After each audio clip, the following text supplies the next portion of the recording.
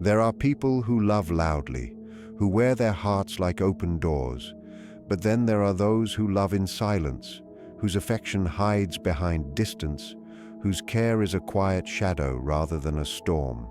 And yet, even the most guarded hearts, those who run from closeness and flinch at tenderness, carry within them the secret longing to be seen, understood, and loved without fear. This is not a story of avoidance. It's a story of the one rare bond that reaches past the walls, past the silence, and touches the soul beneath. The soul mirror is not merely a person who loves the avoidant. It is the rare reflection of what they have spent their whole life hiding from. For an avoidant, connection often feels like danger disguised as affection. Every bond threatens the walls they've carefully built to protect themselves from the vulnerability they once experienced as pain. But when they meet someone who mirrors their hidden self, something begins to shift in the silent corners of their heart. This mirror does not confront them directly, nor do they try to force closeness. Instead, they embody a quiet, emotional truth, a steadiness that feels both unsettling and deeply familiar. The avoidant senses in them a reflection of their own loneliness, their own longing for safety, their own restrained tenderness. It is as though, in the presence of this person, the parts they have buried start to breathe again. This mirror awakens something ancient in them, a remembrance that love was not always something to fear. It brings to the surface emotions they believed they had successfully numbed, the ache of wanting to be held, the yearning to be understood without needing to explain. Yet, paradoxically, this recognition also terrifies them. The more they see themselves in this person, the more they are reminded of the vulnerability they've spent years escaping. But this fear is not rejection. It is the tremor that occurs when truth begins to touch a heart that has been cold for too long. The connection with such a person doesn't rely on words or confessions. It happens in subtleties, the way their eyes linger without judgment, the way silence between them feels alive rather than empty. The avoidant feels seen not because the other person probes, but because they perceive what lies beyond the persona. This recognition pierces the outer armor they wear, the logical detachment, the emotional distance, and reaches the inner child who once needed to be safe but wasn't. In that moment of recognition, love becomes less about romance and more about revelation. The soul mirror doesn't demand change. They don't chase the avoidant or try to decode their silences. Their presence alone creates a gentle dissonance in the avoidant's internal world, reminding them that safety doesn't always require solitude. Slowly, the avoidant begins to confront their own contradictions, the longing to connect and the urge to withdraw. The mirror person becomes both a sanctuary and a challenge, drawing them closer to their authentic self. Over time, this reflection reshapes how the avoidant perceives love. They begin to understand that connection doesn't have to mean loss of control, that intimacy doesn't have to end in abandonment. Through the mirror, they realize that what they feared in others was never love itself, but the unhealed reflection of their own vulnerability. And once they see that truth, even if they retreat again, they are never quite the same.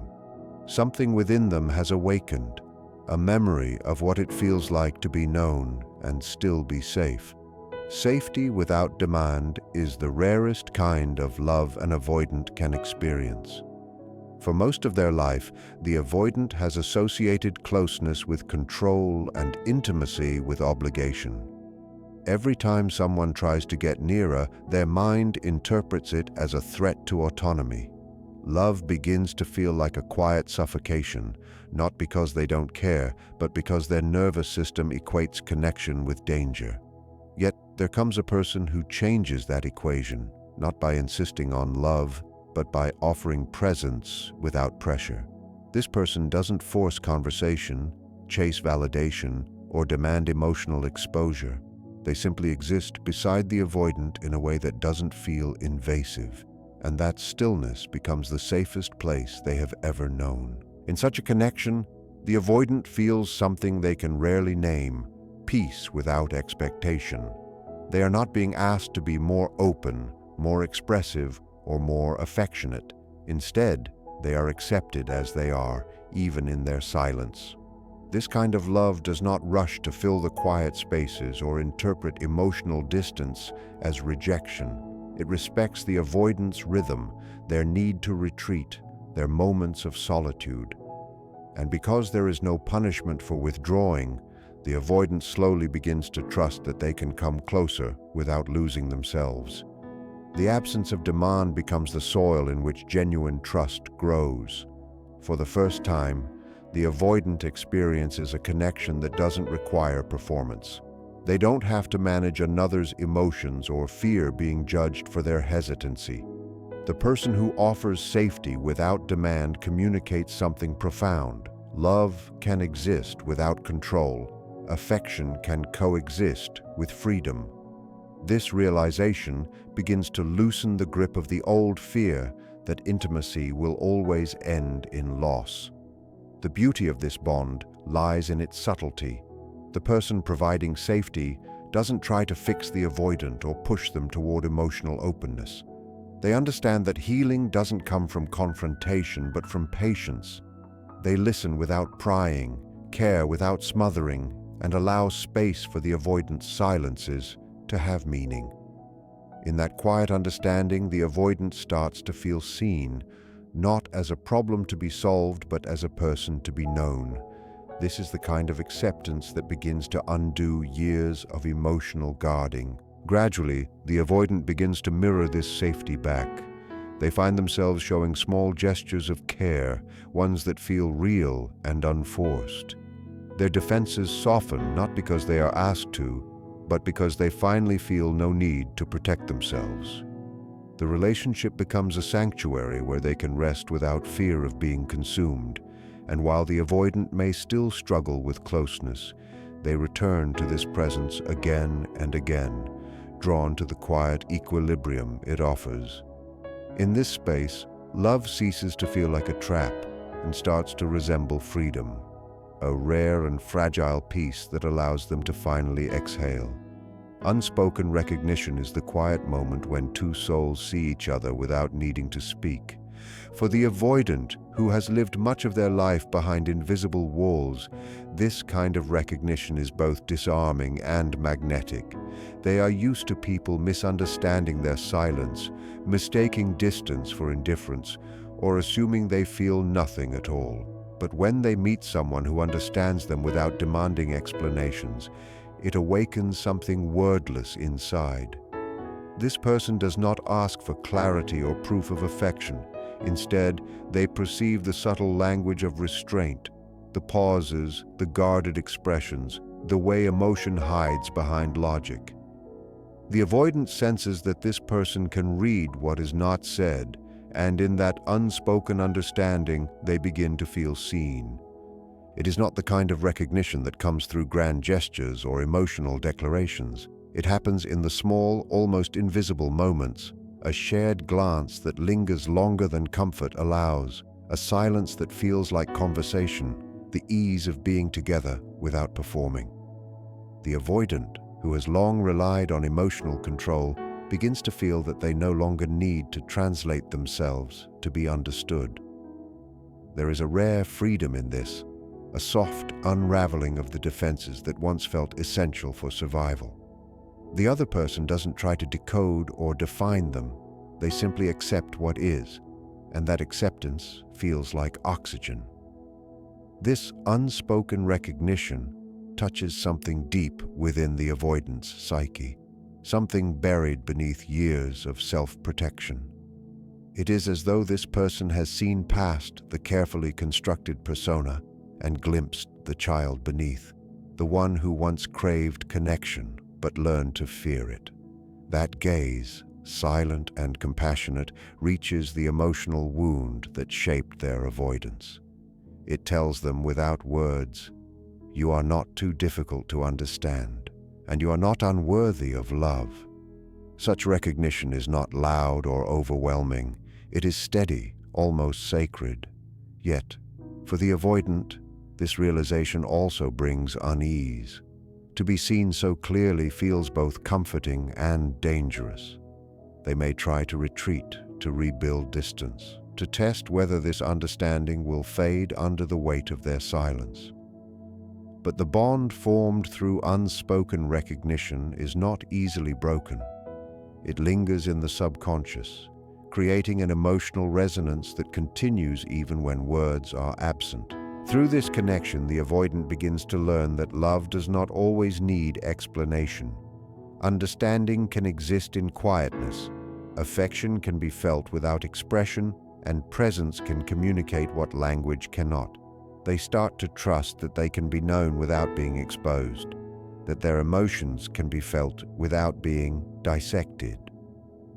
In this rare kind of recognition, the avoidant finds a bridge between isolation and intimacy, a silent harmony where they can finally rest without pretending.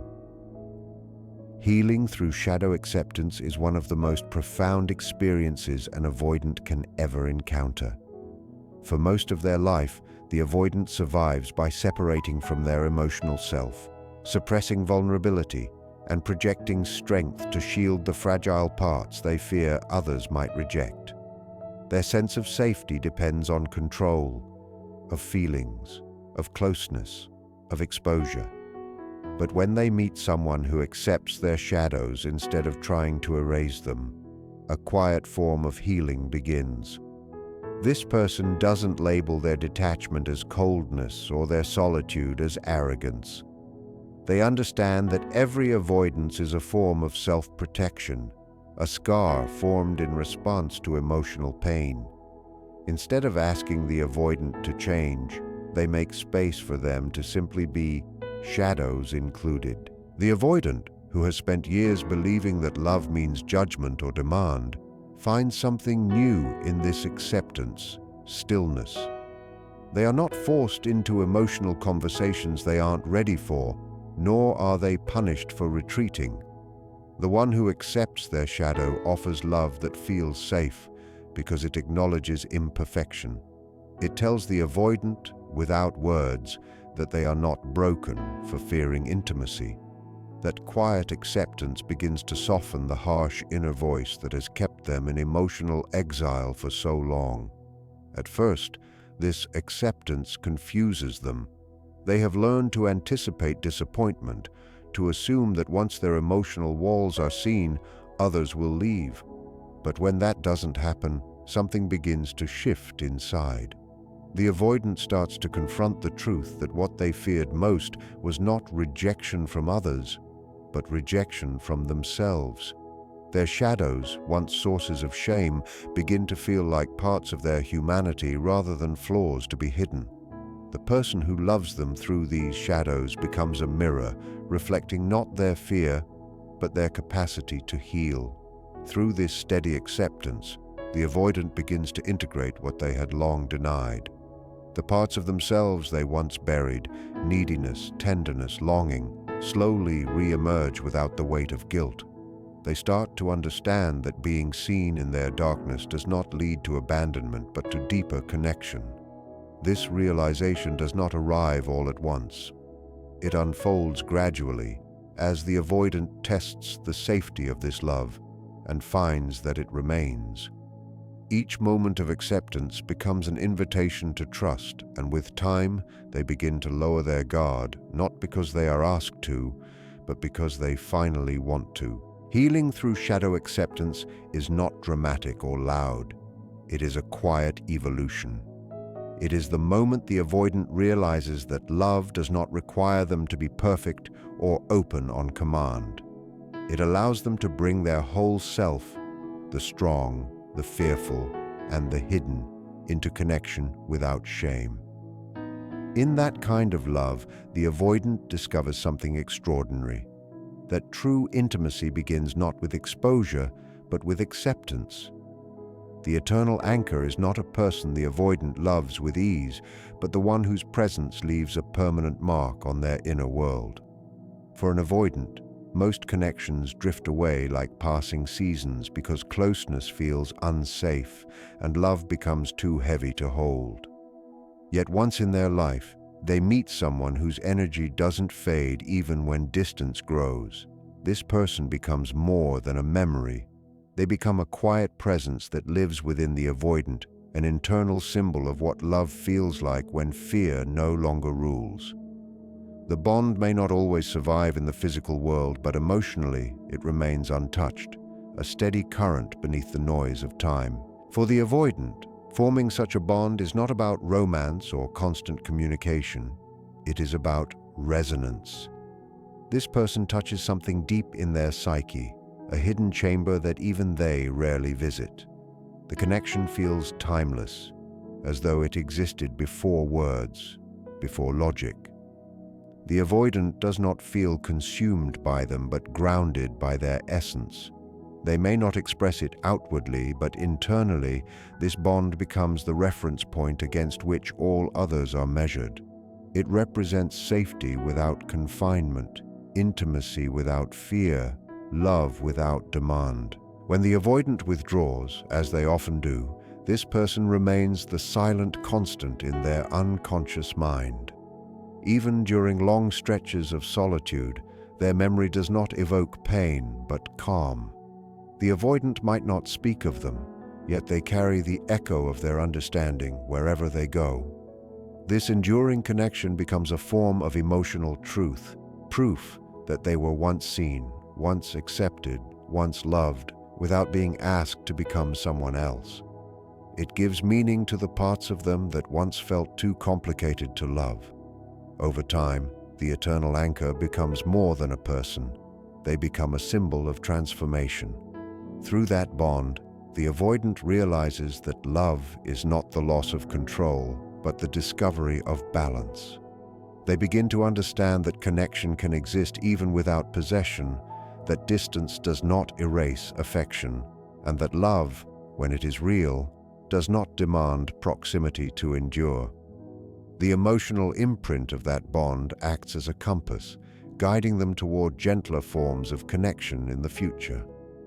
Even if life separates them, by time, distance, or circumstance, the avoidant never truly detaches from that soul. The bond has already become part of their inner architecture, woven into their emotional memory. It lives quietly beneath every new experience, reminding them of a time when love did not feel like a threat, but like peace. For the avoidant, this eternal anchor represents the rarest truth, that once they have been genuinely understood, they can never fully return to the person they were before. They carry that understanding forever, a silent proof that even the most guarded hearts can love deeply and without end. The one person an avoidant bonds with forever is not merely someone they love. It is someone who transforms what love means to them. Through this person, the avoidant discovers that intimacy is not the loss of control, but the freedom to be seen without judgment. They learn that love does not have to chase, force, or demand to be real. Sometimes it simply waits, quietly and patiently, until the walls begin to fall on their own. This bond becomes their emotional compass, the silent memory of safety that remains even when life pulls them apart. It teaches them that vulnerability is not weakness, that connection does not have to mean surrender, and that even those who fear love the most are capable of the deepest kind of devotion. The rare soul who sees through their defenses doesn't just win their affection, they awaken their capacity to love at all, and once that awakening happens, it never truly fades. It becomes an eternal echo within, a quiet reminder that even the most distant hearts are still searching for home,